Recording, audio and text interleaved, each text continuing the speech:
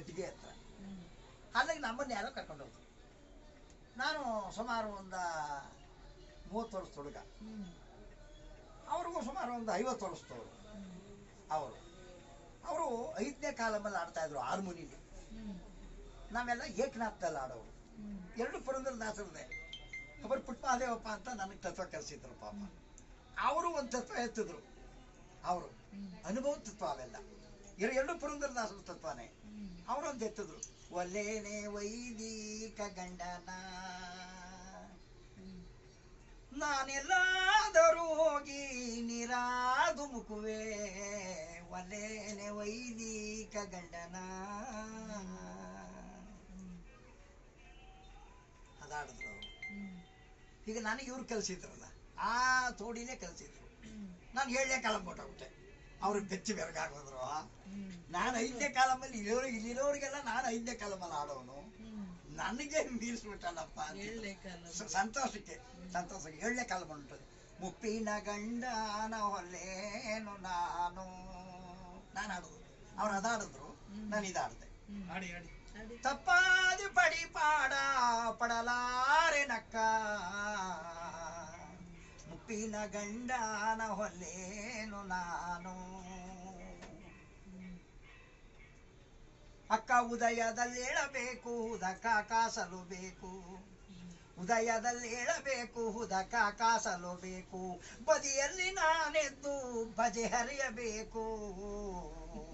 ಹದವಾಗಿ ಎಲೆ ಸುಣ್ಣ ಅಡಕೆ ಕುಟ್ಟಲು ಬೇಕು. ಅಕ್ಕ ಬಿದಿರ ಕೊಲ್ಲಲು ಮುಂದೆ ಇಡಬೇಕಕ್ಕ, ಮುಪ್ಪಿನ ಗಂಡ ಒಲ್ಲೇನು ನಾನು. ಮೆತ್ತಾನೆ ರೊಟ್ಟಿ ಮುದ್ದೆಯ ಮಾಡಲು ಬೇಕು, ಮೆತ್ತಾನೆ ರೊಟ್ಟಿ ಮುದ್ದೆಯ ಮಾಡಲು ಬೇಕು. ಅಕ್ಕ ಒತ್ತಿ ಒದರಿ ಕೂಗಿ ಕರೆಯಬೇಕಕ್ಕ, ವಾಕರಿಕೆ ಮೂಗಿನ ಸಿಂಬಾಳವಕ್ಕ.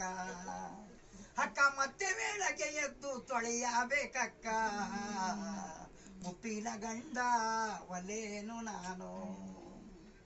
ತಪ್ಪಾದೆ ಪಡಿ ಪಾಡ ಪಡಲಾರೆ ನಕ್ಕ, ಮುಪ್ಪಿನ ಗಂಡ ಒಲ್ಲೇನು ನಾನು. ಗೋಣಿಯಾಸಲು ಬೇಕು, ಬೆನ್ನ ಗುದ್ದಲು ಬೇಕು. ಗೋಣಿಯಾಸಲು ಬೇಕು, ಬೆನ್ನ ಗುದ್ದಲು ಬೇಕು.